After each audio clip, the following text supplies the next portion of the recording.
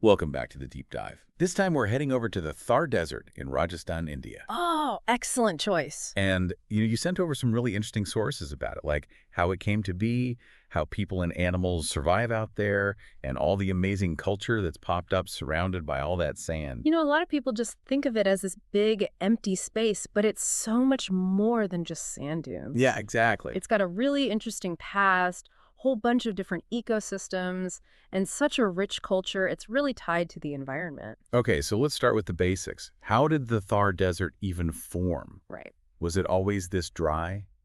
Well, the exact origins, they're still debated, Yeah. but the research that's out there, it suggests that it hasn't always been a desert.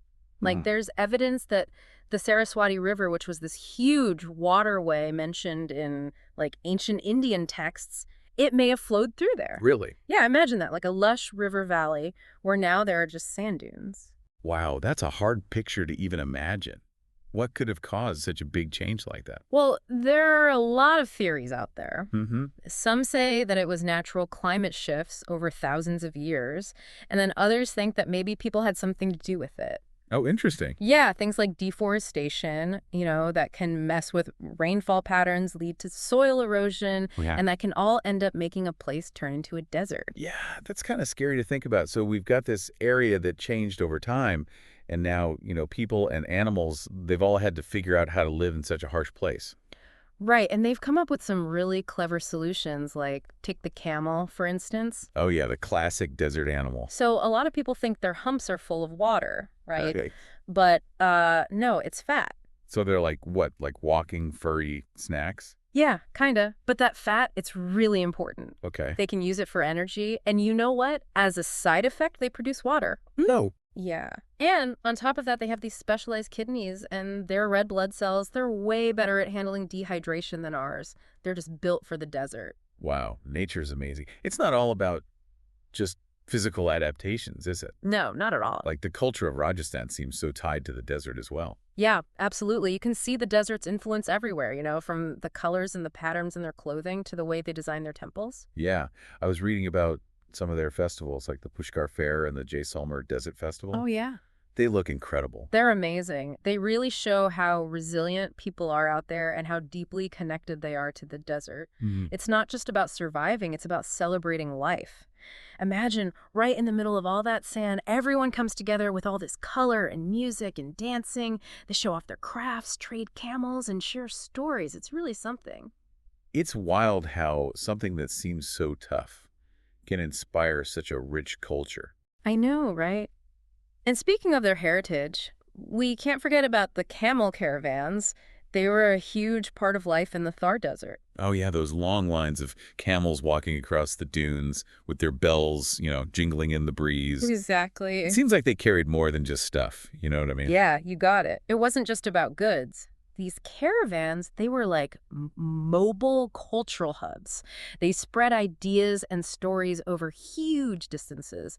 Traders and travelers from all over, they'd meet up and share news, exchange knowledge, and that's how this unique cultural identity formed, from all these different pieces. That's a beautiful way to put it. Like the desert became a way for people to connect. Exactly. And then there's the amazing architecture, all over the desert, the temples, from those intricate Jain temples in Jaisalmer to that huge Brahma temple in Pushkar. Oh yeah, right. They show how skilled the people are and how devoted they are. Talking about temples, I came across something pretty strange.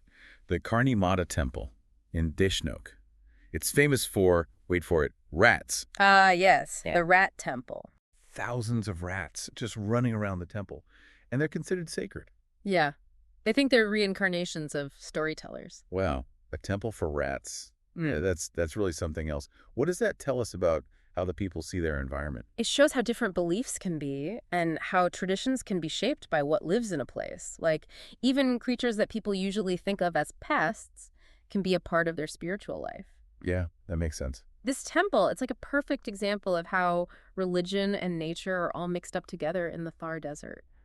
Yeah, it really shows you that what one person might find annoying, someone else might think is really important. Totally. It makes you realize that there's always something new to learn, even about things you think you know. So we've talked about the Thar Desert's long history, how things have adapted to live there, and its rich culture. But what about the future? Like, how are things like development and climate change affecting this delicate place? That's a really important question. The Thar Desert has always been a tough environment, but now it's facing even more challenges. Yeah, I can imagine. Like, climate change is causing crazy temperatures and unpredictable rain. It's making a place that's already struggling for water even drier. And then there's the impact of all the stuff people are doing. Exactly. Urbanization, industrialization, and tourism, they're all using up the desert's resources. We're seeing more deforestation, too much grazing, and the groundwater is getting depleted.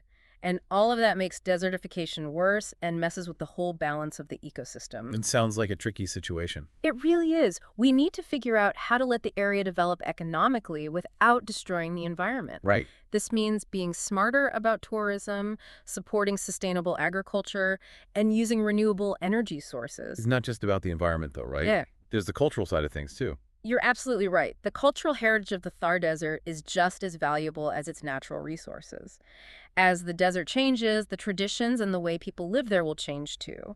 We have to make sure that development doesn't erase their cultural identity. So how do we do that? How do we make sure that future generations inherit a healthy environment and a vibrant culture? Well, one important thing is to include the local communities in the decisions that are being made.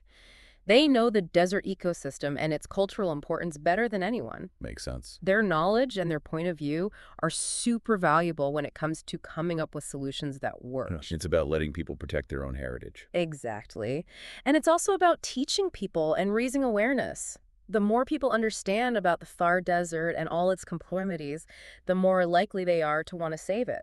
This deep dive has been eye-opening. From the Saraswati River to the resilience of the people and that amazing rat temple, we've learned so much. And we've only scratched the surface. The Thar Desert is a place full of surprises. It's where ancient history meets the challenges of today. It really makes you think that places like the Thar Desert aren't just dots on a map. Right. They're alive, with stories to tell, lessons to teach, and a future we have to help shape. Yes. It really is. This has been an amazing journey. Thanks for being our guide through this incredible place. It's been my pleasure. The Thar Desert, it just sparks your imagination, you know? Definitely. It reminds us that even in the toughest spots on Earth, life doesn't just hang on, it flourishes. This deep dive has definitely made me want to learn more. And for our listeners out there, here's a thought.